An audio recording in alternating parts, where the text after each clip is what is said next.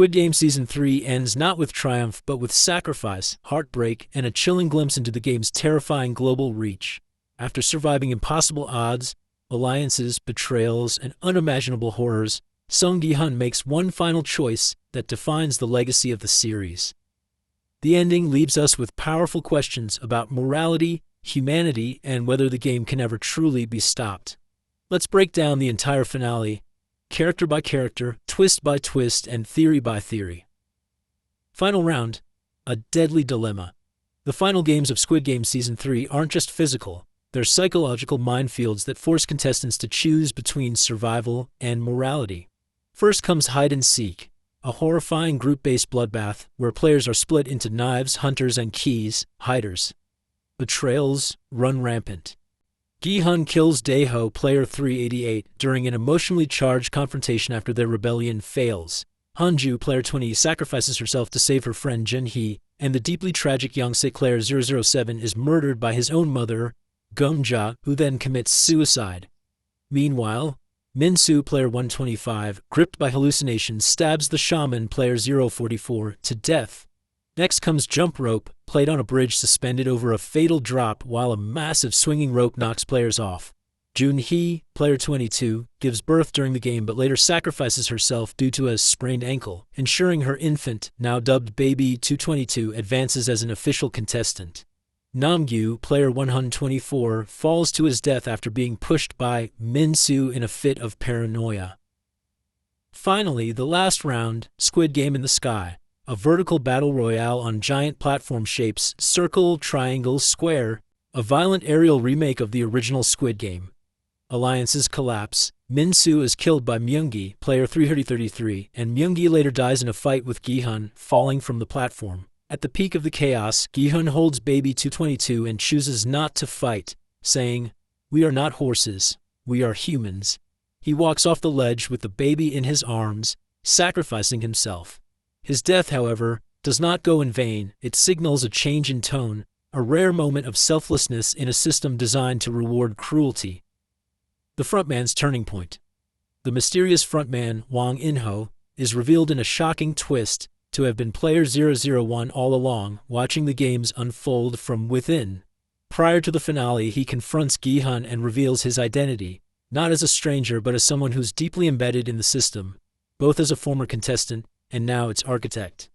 After Gi-hun's sacrifice, In-ho delivers the winnings to Gi-hun's daughter in Los Angeles, honoring a promise he never voiced aloud. It's a hollow gesture, money in exchange for a father's life, but it adds complexity to In-ho's character. He doesn't seem to celebrate Gi-hun's death. Rather, he carries out this final act in silence, perhaps as penance or closure. Though he orchestrated much of the carnage, the humanity in his final actions suggests internal conflict. He doesn't stop the game, but he does allow Gi-hun's wish to spare Baby 222 to live on. Jun-ho returns and the island burns. A major comeback this season is Detective Jun-ho, last seen presumed dead in Season 1.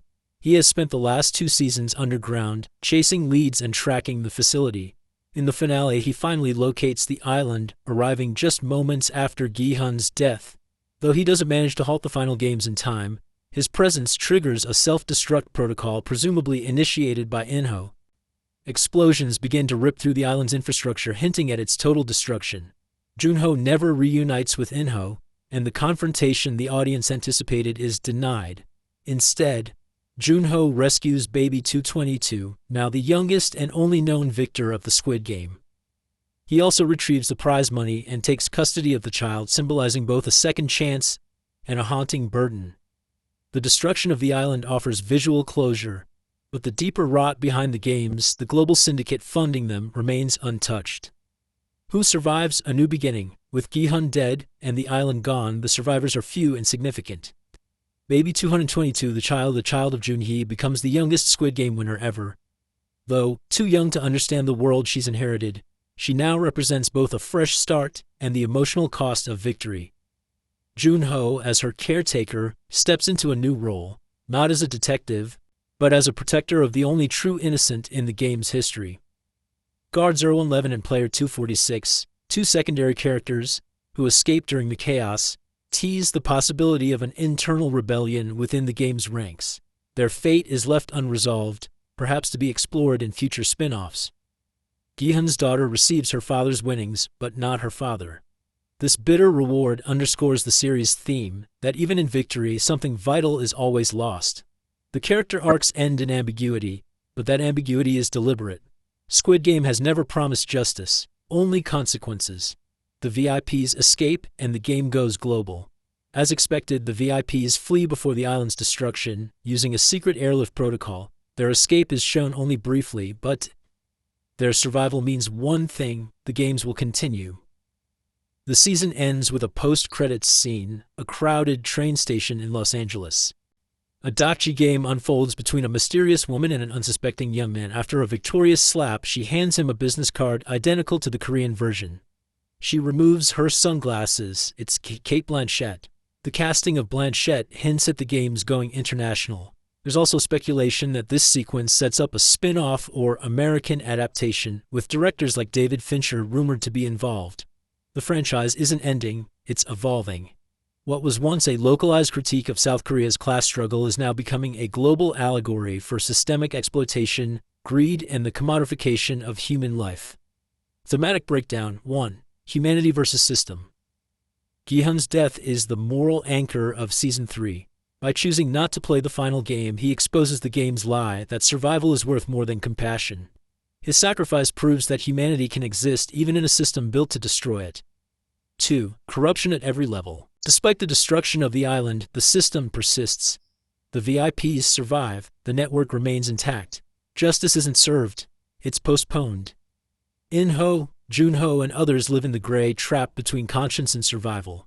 3. Inheritance and legacy. Baby 222's victory is symbolic. She did nothing to win, but she inherits everything: the money, the trauma, the legend. What happens next will depend not on games, but on who raises her, and whether the world can finally change. 4. Family and forgiveness. The emotional thread between Jun-ho and In-ho remains unfinished. Likewise, Gi-hun's daughter never meets her father again, but she does receive his final gift. These relationships, fractured but not forgotten, add weight to the show's emotional core. The ending in one sentence: Gi-hun dies so a newborn can live. The island burns, but the games spread beyond borders, transforming tragedy into a terrifying global future. Final thoughts and what's next. Squid Game Season 3 delivers a finale that is both brutal and beautiful. It wraps up Gi-hun's arc with emotional weight, introduces a new generation of survivors, and opens the door for a global expansion. The sacrifice of one man may have saved a child, but the system isn't gone, it's simply moved. Season 3 proves that the games are no longer just about money, they're about power, spectacle, and control. And as long as those things exist, the games will too. Thanks for watching, and if you're new to channel, subscribe and click the bell so you don't miss out latest videos of Media Breakdown.